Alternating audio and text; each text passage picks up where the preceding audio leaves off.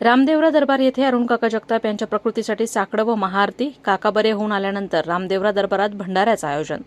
अहिल्यानगर शहरातील सारसनगर अवसरकरमाळा येथील श्री रामदेवरा दरबार येथे आमदार अरुण काका जगताप यांच्या स्वास्थ्य व प्रकृतीसाठी रामदेवजी बाबा, सालासर बाबाजी व सच्चिया माता चरणी नतमस्तक होऊन प्रार्थना करून साकडं घातलं गेलं आणि सर्वांच्याच हाताने आरती करण्यात आली.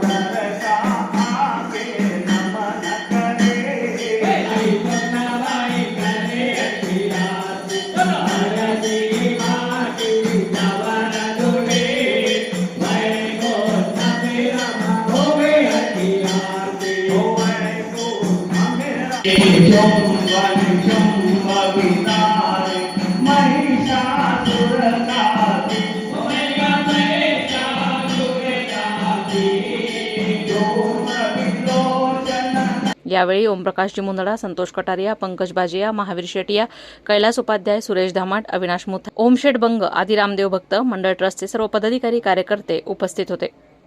तसेच दर महिन्याला जी बीज येते त्यावेळी या ठिकाणी महाप्रसादाचं आयोजन करण्यात येत असतं.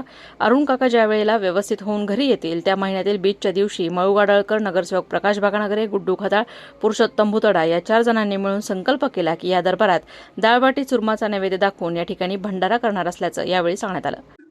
आज आम्ही सारसनगर येथील रामदेवरा दरबारामध्ये अरुण काकाचं स्वास्थ्य चांगलं व्हावं अशी देवाकडे प्रार्थना केली. विविध आरत्यामधून आणि संभाषणामधून त्यांच्या स्वास्थ्याकरता देवाला साकडं घातलं.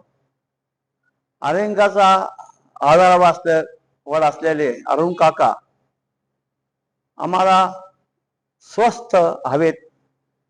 हे देवा त्यांना उत्तम स्वास्थ्य दे हीच तुझ्या चरणी प्रार्थना. जय बाबा की.